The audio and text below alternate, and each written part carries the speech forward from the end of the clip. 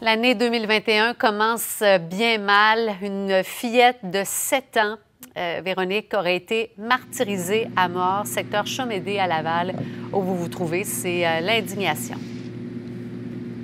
Oui, effectivement, vraiment, le quartier se réveille tranquillement et les gens sont sous le choc à l'heure actuelle.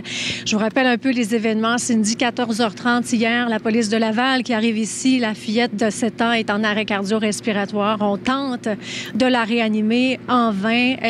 Son décès est constaté à l'hôpital.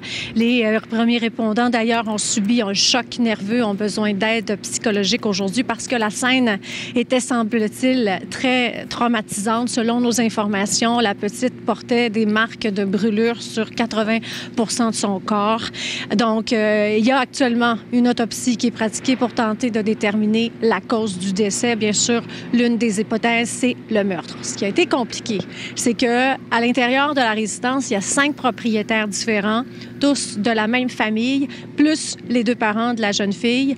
Donc, tous ces gens-là ont été interrogés par les enquêteurs de la police de Laval. Il a fallu, pour certaines des personnes interrogées, utiliser les services d'un interprète parce que les gens parlent la langue dari. Le dari, c'est un dialecte de la langue persane. Donc, ils sont d'origine afghane, selon nos informations.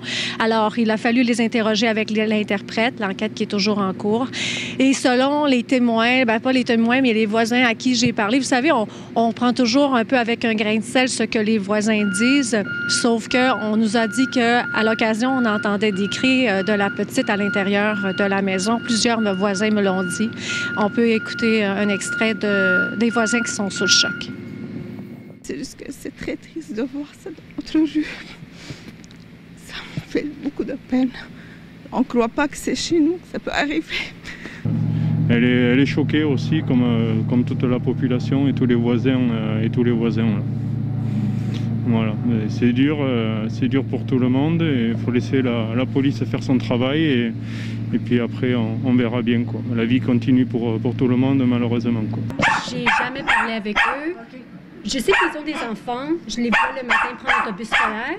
Pendant l'été, la petite fille, elle criait. Elle m'a dit que quand sa maman partait, elle voulait pas que sa maman part, quitte la maison. Puis c'est les autres personnes qui la ramenaient dans la maison en criant.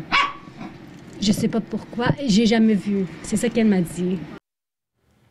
Ça brise le cœur et je vous rappelle donc que l'enfant n'avait que 7 ans, 7 personnes interrogées, là, des témoins, comme le soulignait Véronique. Alors, des brûlures sur 80% de son corps, les résultats d'autopsie, peut-être cet après-midi, pour nous en dire plus. C'est la nouvelle de la journée. On va continuer d'aller aux détails et aux réactions avec cette autre histoire d'horreur qui n'est pas sans nous rappeler ce qu'on a connu à Granby en 2019.